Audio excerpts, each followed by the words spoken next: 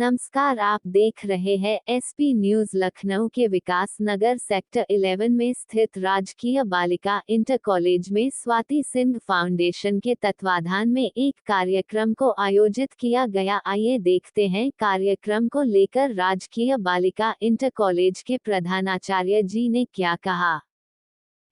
Ma'am, आज जो आपके कॉलेज के अंदर नारी शक्ति वंदन को लेकर के जो कार्यक्रम किया गया है अधिनियम को लेकर, मैम इसका क्या मेन उद्देश्य था? क्या इससे क्या संदेश देना चाहेंगी?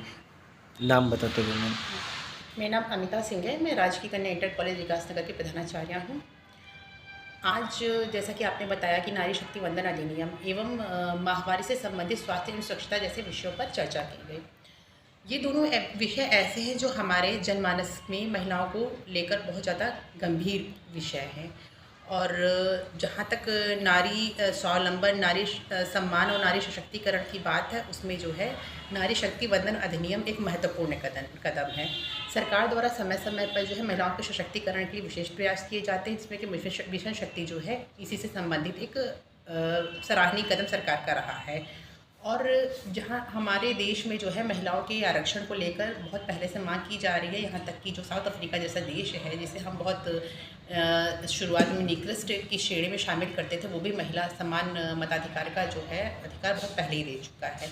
और हमारे देश में महिलाओं को ये जो 1/3 सीट जो है वो 1971 में स्थानीय निकायों में दी गई थी, लेकिन लोकसभा, राज्यसभा, विधानसभा जैसे जो हमारी संस्थाएं हैं, इसमें बहुत देर से ये कदम उठाया है। लेकिन फिर भी जो है इसमें महिलाओं को 1/3 सीटों पर आरक्षण मिलना एक सर्वोत्तम उपलब्धि के रूप में जाना जा सकता है।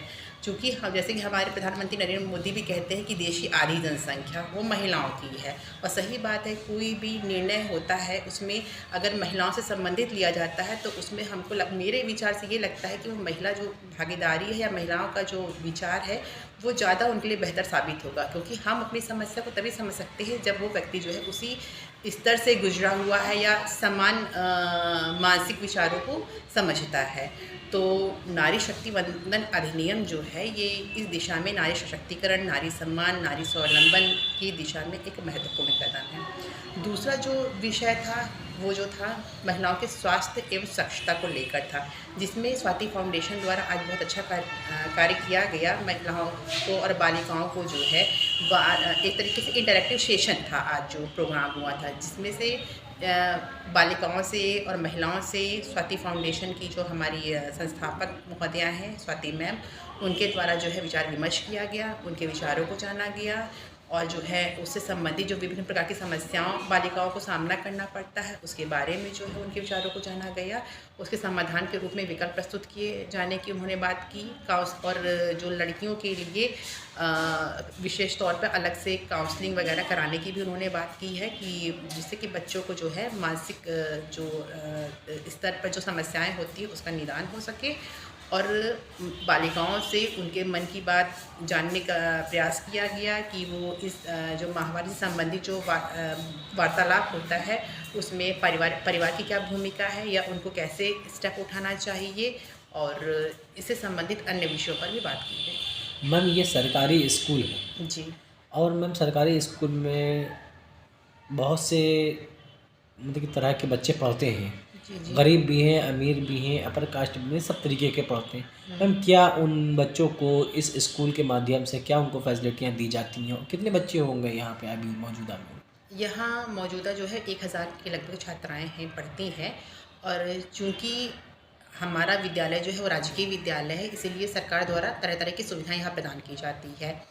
इसमें स्पेशली जैसे मिशन शक्ति के माध्यम से जो है जैसे कि सबको पता है कि मिशन शक्ति का चतुर्थ चरण था जो समाप्त हो चुका है, और उस मिशन शक्ति के माध्यम से जो है महिलाओं के लिए विशेष तौर पर जैसे शक्ति मंच का विद्यालयों में गठन किया गया है, महिला सुरक्षा की एक मंच का गठन किया गया है, विशाखा गाइडलाइन के तहत जो है एक शिकायत समिति का गठन किया गया है। और जो है महिलाओं की सुरक्षा से संबंधित जो हमारे समाज में जो महिलाएं जो नौकरी कर रही हैं, रोजगार परक महिलाएं हैं, और ऐसी महिलाएं जिनके सामने विशेष प्रकार की समस्याएं आई हुई हैं, उनका किस प्रकार से उन्होंने सामना किया है मेडिकल काउंसलिंग को लेकर। और जो अनसंग हीरोज़ में जो महिला प्रतिनिधित्व है उनके बारे में जो बताया गया है ये सब चीज़ें जो है महिला सशक्तिकरण में जो है जो भी इनका हमारी सरकार द्वारा जो भी प्रयास किए गए हैं इससे संबंधित जो है उसके बारे में हम लोग जो है 4 फेज़ों में जो है चर्चा कर चुके हैं। जैसे महिलाओं को जैसे अग्निशमन या फिर आग प्रतिक्षण से संबंधित जो है विविध प्रकार की जो समस्याएं हैं उनका सामना है, इससे संबंधित भी तौर तरीके के बारे में जानकारी दी गई है। और इसके अलावा जो है यहाँ पर जो कि मैंने पहले कहा कि राजकीय विद्यालय, इसलिए यहाँ पर सैनिटरी पैड्स वगैरह जो है सरकार की तरफ से उपलब्ध कराए जाते हैं।